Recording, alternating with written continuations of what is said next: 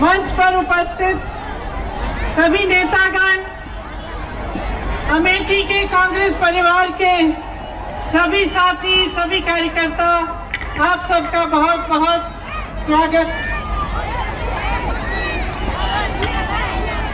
जगदीशपुर है,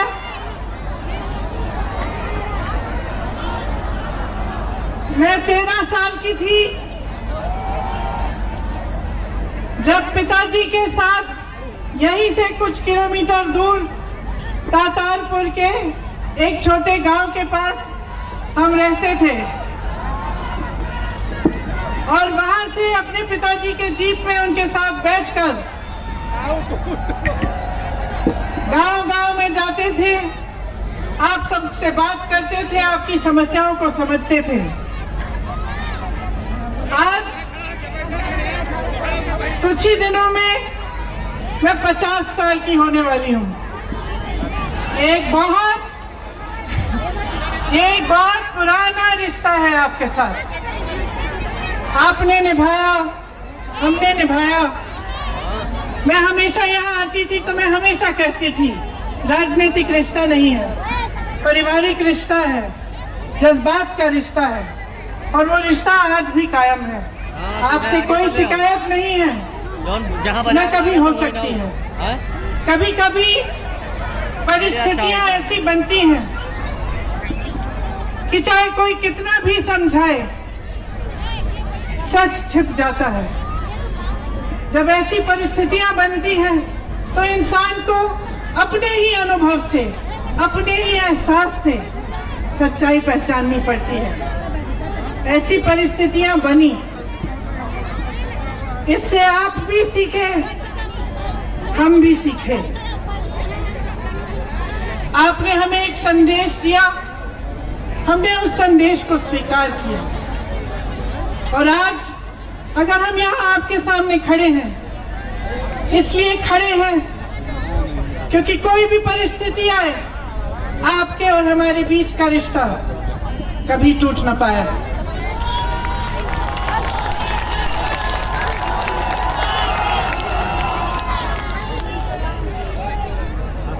पिछले चुनाव में यहाँ एक झूठ का जाल फैलाया गया। उस जाल को किसने फैलाया? उन्हीं लोगों ने फैलाया जो देश भर में पिछले 2.5 सालों से, उससे पहले पिछले 5 सालों से, 7.5 सालों से झूठ का जाल फैला रहे हैं। आप में बहुत विवेक है, पहचानिए क्या हो रहा है। 2.5 सालों में क्या हुआ? जब से ये उत्तर प्रदेश में नई सरकार बनी, जब से देश में नई सरकार बनी, नहीं सिर्फ हम 7 सालों की बात नहीं, हम 2.5 साल की बात करते हैं। क्या हुआ? सबसे पहले कोरोना काल आया, कोरोना की पहली लहर। उस समय अचानक लॉकडाउन किया गया, तमाम अमेठी के वासी अलग अलग प्रदेशों में फंसे थे। मुझे याद है रात के 2-3 बजे तक हम सब मंच पे बैठे, अनेक नेता, बहुत सारे मेरे यहाँ के कार्यकर्ता, प्रदीप सिंघल जी, हम सब फोन पे रहते थे 2-2:30 बजे तक। सुबह उठ के 6 बजे से शुरू, अमेठी से फोन आते थे, रायबरेली के लोगों से फोन आते थे। कोई सूरत में फंसा था, कोई मुंबई में फंसा था, कोई मणिपुर में फंसा था, कोई छत्तीसगढ़ में फंसा था, कोई झारखंड में फंसा था। और सब जब हम फोन लगा के उनसे बात करते थे, रो के कहते थे, दीदी हमें कोई मदद नहीं कर रहा है, हमें घर जाना है दीदी, हमें बस इतनी मदद कर लो, हमारे परिवार तक पहुंचा लो। कहाँ थी ये भाजपा की सरकार? कहाँ थी आपकी सांसद? कहाँ थी? क्या आपकी मदद की? जब कांग्रेस पार्टी ने कहा ठीक है तुम बसों का इंतजाम नहीं कर रहे हो, तुम लोगों को घर पहुंचाने का काम नहीं कर रहे हो, जबकि आपकी जिम्मेदारी है, हम करते हैं। हमने बस खड़ी की, क्या आनी थी वो बस, उनको ठुकरा दिया गया। कोरोना की दूसरी लहर आई, क्या हुआ? ऑक्सीजन की कमी थी। यहाँ पे मौजूद मेरे साथी हैं, हमने कितना प्रयास किया कि हम छत्तीसगढ़ से यहाँ अमेठी के लिए, रायबरेली के लिए ऑक्सीजन की ट्रक भेजें। प्रशासन ने मना किया। यहाँ ऑक्सीजन से लोग दम तोड़ रहे हैं, हम ऑक्सीजन भेजने के लिए तैयार हैं, हमारी ट्रक को आने नहीं दिया। क्यों? क्योंकि राजनीति कर रहे थे। हमने कहा कोई बात नहीं। जब हम बस भेज रहे थे तब भी कहा, जब हम ऑक्सीजन भेज रहे थे तब भी कहा कोई बात नहीं, किसी को मालूम नहीं होना चाहिए कि कांग्रेस पार्टी भेज रही है। इसमें नाम नहीं लिखेंगे, किसी को नहीं बताएंगे, मीडिया को नहीं बताएंगे। आप ऑक्सीजन के सिलेंडर ले लीजिए। डीएम साहब से कहा आप ले लीजिए, रख लीजिए, लोगों को की मदद करिए। फिर भी मना किया। बड़ी मुश्किल से, बहुत संघर्ष के बाद रायबरेली में उन्होंने स्वीकार किए ऑक्सीजन के सिलेंडर और लोगों की मदद की। कोरोना के बाद क्या हुआ? किसान का आंदोलन शुरू हुआ। आपने देखा देश भर में किसान त्रस्त है। आप मुझे बताइए, आपको खाद मिल रही है सही दाम पे? मैं ललितपुर गई हूं उन परिवारों के पास जिनके सदस्य खाद की लाइन में खड़े होकर जिनकी मृत्यु हो गई है। लाइन छोड़ने के लिए डर लग रहा था कि हम लाइन छोड़ देंगे तो हमें खाद नहीं मिलेंगी। घर नहीं गए, खाना नहीं खाया, पानी नहीं पिया, वहीं पे गिरकर मर गए। मैं उनके घर गई हूँ। ये सरकार आपको खाद भी नहीं दिलवाती। बल्कि उसके बाद मैंने क्या किया, मैंने कहा चलो देखते हैं वितरण केंद्र में क्या हो रहा है। क्या पता चला? सरकारी वितरण केंद्र बंद, प्राइवेट वाले खुले हैं। प्राइवेट वाले में बड़ी बड़ी लाइनें हैं, खाद नहीं मिल रही है। क्या मतलब है इसका? सोचिए। ये बहुत गहरी बात है, मैं अभी समझाऊंगी आपको। आपके पास यहाँ पे आवारा पशु की समस्या है कि नहीं है? सरकार ने क्या किया इसको सुलझाने के लिए? आपने कल परसों देखा गौशालाओं के नाम पे क्या हो रहा है? ट्रकों में ले जाकर गाय को दफनाया जा रहा है। सांस ले रही है गाय, उसके ऊपर रेती लगा रखी है, दफनाया गया है जिंदा। ये हो रहा है आपके प्रदेश में। जब बताइए, आज किसान इतना त्रस्त है, आपको गेहूं का दाम नहीं मिलता, आपको खाद नहीं मिलता, जहां गन्ना उगता है उनको सही दाम नहीं मिलता, आवारा पशु से आप त्रस्त हैं। कोई आ रहा है आपकी मदद के लिए? तो सच्चाई क्या है इस सरकार की? लखीमपुर खीरी में क्या हुआ? किसानों को पहियों के, गाड़ी के पहियों के तले मारा गया। किसने मारा? बहुत अच्छा, सब जानते हैं किसने मारा। और किसके साथ मंच पे खड़ा होता है वो? किसके साथ मंच पे खड़ा होता है? आज तक उसको किसने बर्खास्त नहीं किया है। तो सच्चाई आपके सामने है। मैं हमेशा कहती हूँ, अमेठी और रायबरेली की जनता में बहुत विवेक है, बहुत समझदारी है। सच्चाई आपके सामने आपको साफ दिख रही है। जो विज्ञापनों पे लिखा है वो झूठ है, असलियत आप जी रहे हैं।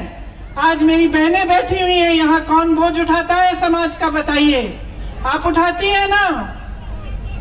आपको गैस सिलेंडर मिल रहा है, आप खरीदने जाएं तो कितने का मिलता है? 1000 रुपए का सिलेंडर। सरसों का तेल कितने का मिल रहा है? 200 रुपए का। पेट्रोल डीजल कितने का मिल रहा है? आपको ये सरकार चाहिए? आपको ऐसी निर्मम सरकार चाहिए? आपको ऐसे प्रधानमंत्री चाहिए जो गन्ना का बकाया नहीं दे सकते, खाद का दाम कम नहीं कर सकते, आपको गेहूं का दाम सही नहीं दे सकते, धान का दाम सही नहीं दे सकते, लेकिन 8000 करोड़ के रुपए के हवाई जहाज में उड़कर आपके यहाँ वाराणसी में नौटंकी करने आ सकते हैं।